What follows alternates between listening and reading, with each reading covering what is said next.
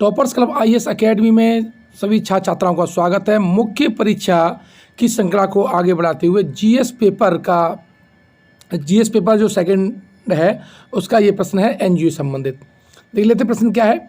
गैर सरकारी संगठनों एनजीओ से यह अपेक्षा की जाती है कि वे राज्य एवं समाज के बीच की खाई को कम कर व्यक्ति को सरकार से जोड़ने का कार्य करें। इस कथन के परिप्रेक्ष्य में ऐसे सुझाव दें जिनसे कि एनजीओ को अधिक उत्तरदायी बनाया जा सके।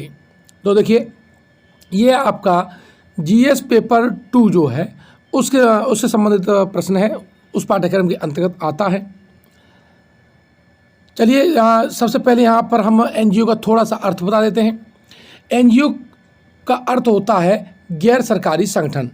एनजीओ एक निजी संगठन होता है जो लोगों का दुख दर्द दूर करने, निर्धनों के हितों का संवर्धन करने, पर्यावरण की रक्षा करने, बुनियादी सामाजिक सेवाओं प्रदान करने अथवा सामुदायिक विकास के लिए गतिविधियां चलाता है।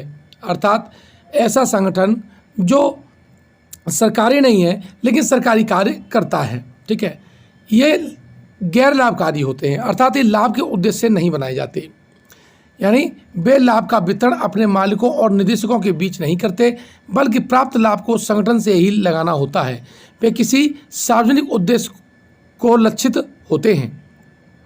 संयुक्त राष्ट्र का जो चार्टर है जो 1945 में डिक्लेयर हुआ था, उसके अध्याय 10 और अनुच्छेद 71 में ऐसे संगठनों की चर्चा की गई है जो समाज के हित में बिना लाभ की मंशा से लोक कल्याणकारी कार्य करते हैं। जिनेवा कन्वेंशन 1949 के अनुसार राज्य जनता के संपूर्ण विकास के सभी कार्यों को नहीं देख सकता, अतः विकास के कार्यों में जनता को भागीदार बनाना चाहिए। इसीलिए जो एनजीओ हैं इनकी संकल्पना सामने आई। इसके बाद से ही एनजीओ की परिकल्पना सामने आई, सरकार और समाज के बीच एक कड़ी का कार्य कर विकास में योगदान दे सकें। भारत में यद्यपि रूस के पश्चात सर्वाधिक एनजीओ हैं, फिर भी जनहित और जन कल्याण सुनिश्चित नहीं हो पाया है। चलिए इनके कारणों की और सुझाव की जांच हम करेंगे।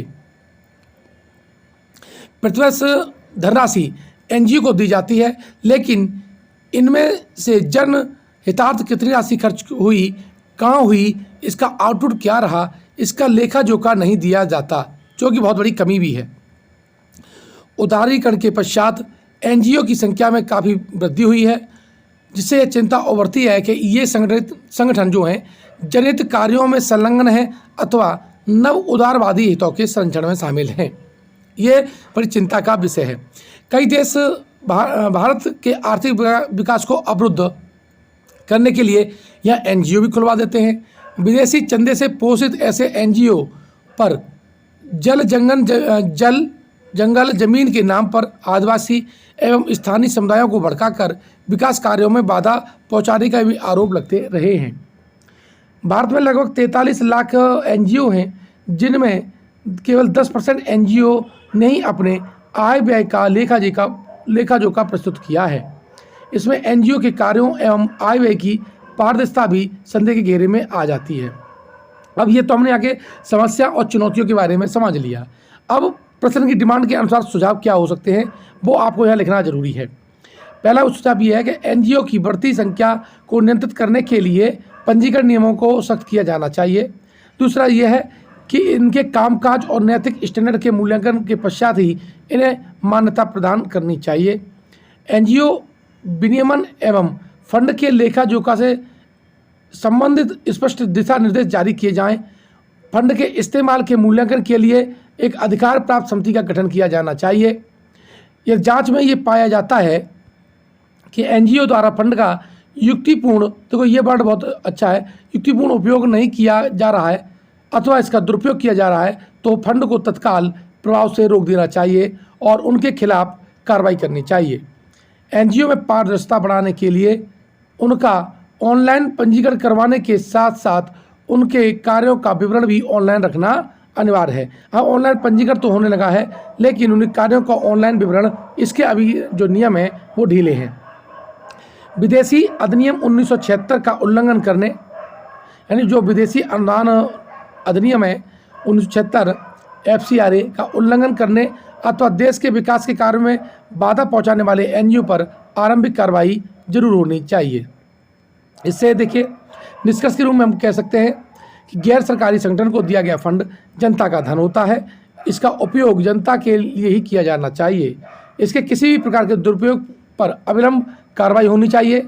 इसीलिए वर्तमान परिस्थितियों को देखते हुए एनजीओ के नियमन के लिए नए सिरे से एक सख्त कानून लाने की आवश्यकता है, जिस पर सर्वोच्च न्यायालय ने भी समय समय पर अपनी चिंता जाहिर की है। अतः इस दिशा में महत्वपूर्ण कदम उठाए जाने की आवश्यकता है। देखिए आप हमारे चैनल पर अगर पहली बार आए हैं तो चैनल को सब्सक्राइब कर लीजिएगा और यहाँ पर GS 1, 2, 3, 4 और 5th और 6th के लिए आपको नियमित रूप से प्रश्न मिल रहे हैं। और हमारी जो टेस्ट सीरीज है 5th पेपर के लिए और 6th पेपर के लिए स्टार्ट हो चुकी है। इसमें 18 जून को हमारा पहला फुल टेस्ट होने जा रहा है। तो अगर आप उसमें भागीदारी लेना चाहते हैं तो हमारे दिए गए नंबर पर यानी 8604987816 पर हमारे कॉल करके आप उसे ज्वाइन कर सकते हैं। ठीक है, साथ ही जो टेस्ट होगा वो चूँकि फुल टेस्ट होगा और फुल टेस्ट आपका शाम को 7 बजे स्टार्ट होगा। ठीक है, और ये 10 बजे तक चलेगा। पूरे 20 यानी फुल टेस्ट जैसा होता है वो आपको लिखने होंगे और 10:30 तक आपको PDF फॉर्मेट में हमारे जो व्हाट्सएप नंबर पर अपनी जो उत्तर जो सीट है उसे PDF के फॉर्मेट में कन्वर्ट करके भेजनी होगी। ठीक है, मिलते हैं नेक्स्ट वीडियो में। धन्यवाद।